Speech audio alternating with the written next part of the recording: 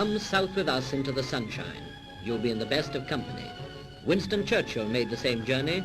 In fact, it was he who reminded the world of Marrakesh, this fabulous town of the south, half African, half Saharan, where life meanders on today as it did 1,000 years ago, when Sultan Abu el-Akbar made it his capital. That is Marrakesh. In the distance, the snow-capped Atlas Mountains shine blue in the sun. Cutting off the town from mountain and desert is an unbroken wall. It was built centuries before by chain gangs of prisoners captured by the warrior sultans of Marrakesh, or sold to them by the pirates of the Moroccan coast. And then, startling in its unexpectedness, you see the other side of Marrakesh. Here is the Manounia Hotel, where Churchill stayed. Supermodern, it sports every refinement of a mechanical age. An oasis of the 20th century in concrete and glass and formal gardens. It is surrounded by a people who look as you imagined they did in Bible times. In Marrakesh, even in the depth of winter, oranges glow like golden glass balls. The sun shines on the date palms, and the wide streets of the European quarter look cool and inviting. Though even here the old breaks in on the new. The patient donkey trots on a surface designed for limousines. You pass women wearing the traditional yasmak, women whose face no man except their husband must ever look upon.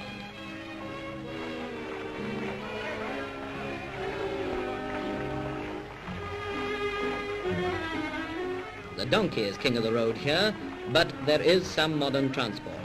Not quite like a British bus perhaps, but there are no luggage restrictions, and if you prefer to stand on the top deck, no one will stop you. In the streets, many-colored robes mingle with the older-fashioned white, and the children wear their hair shaven with this peculiar twisted pigtail.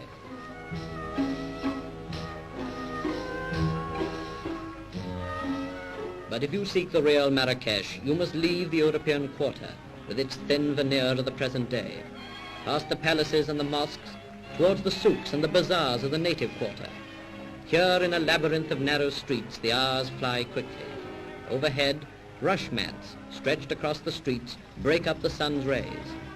In the souks of Marrakesh, you can buy almost everything, except soap, which for some reason is unobtainable. A servant hired here costs practically nothing. And if you know where to go, you can still buy a slave, though officially slave trading is illegal. Padding barefoot through the shaded streets, the ordinary folk of Marrakesh do most of their shopping in the souks.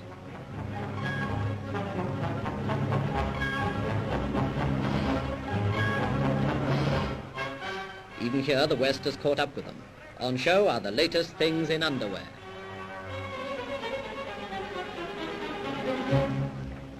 And exported, let's hope, from Birmingham, a batch of kitchen equipment.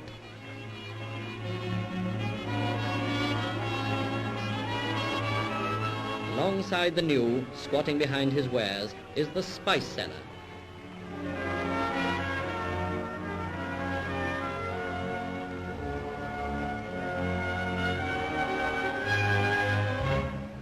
The greengrocer.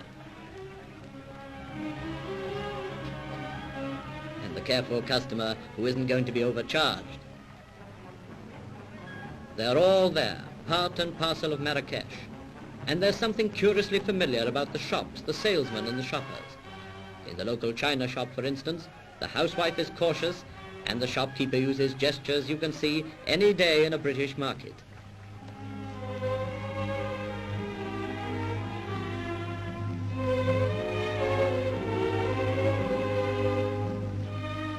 In Marrakesh, time has paused in its tracks.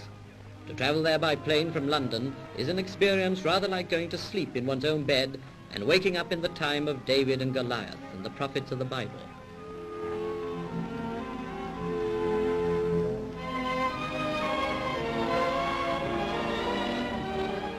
Prominent figures in the marketplace are the doctors. They display few medicines, but a multitude of charms. Among them are animal hides, lizard skins, jackal's teeth. The teeth are supposed to make their owner irresistible to women. Around the streets, some refuse to have their pictures taken, especially the makers of opium pipes. But most have never seen a camera before. Every street has its quota of beggars, but the marketplace seems to be their gathering ground. Quite near and as busy as the narrower streets of the souks, you find the orange market. Thousands of cases, some of them perhaps destined for Britain, are examined and priced. After long haggles, they change hands, and the sellers go back to their groves to replenish their stocks from the loaded trees.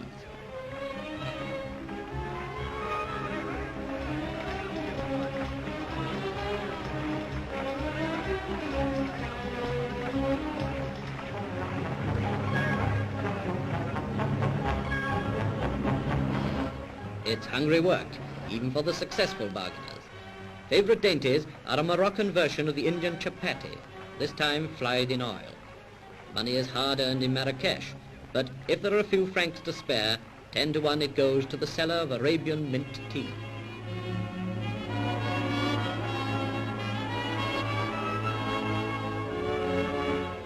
All kinds forgather in this strangest of public meeting places, and when business is done, the snake charmer holds the crowd a little longer.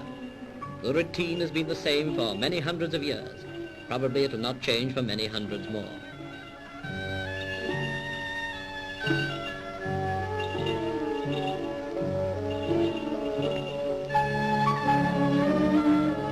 High spot of the act comes when the cobra takes the stage.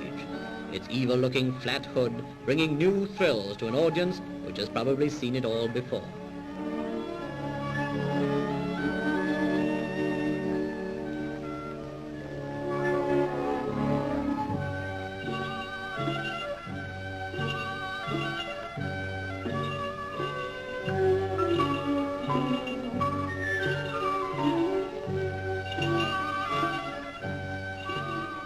Then there's the star comedian of Marrakesh.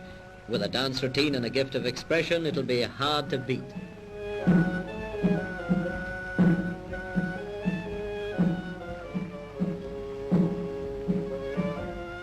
No less colorful is the grain market. All the East is here. The East of the Arabian Nights with its romance and mystery, and rubbing shoulders with it, the grasping, bargaining, flea-bitten East of the street traders.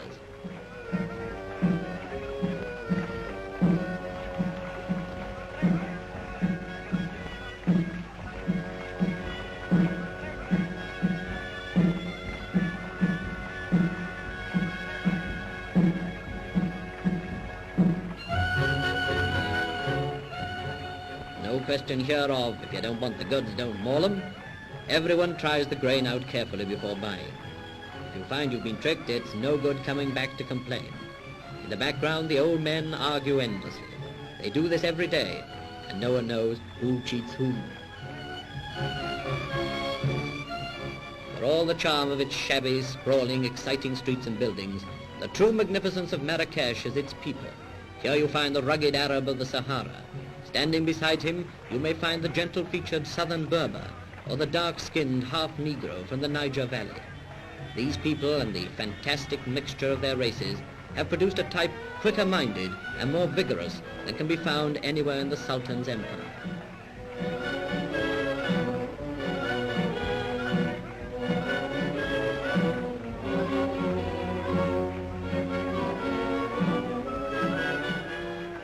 Though they are supposed never to be seen by Western eyes, Arab writers speak of the beauty of the women of Marrakesh.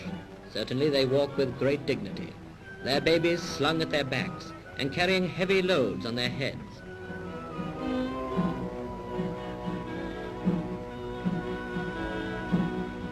So it is, after a few hours in Marrakesh, the wonder remains. To return from it to the calm of the Mamounia Hotel is to step over 900 years.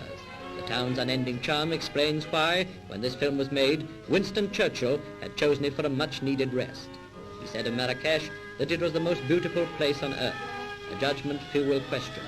Britain and austerity seem part of another world. The lush and beautiful gardens and the quiet snow of the Atlas Mountains beckon us back, recalling the words its people say, "He who has once seen Marrakesh must always return."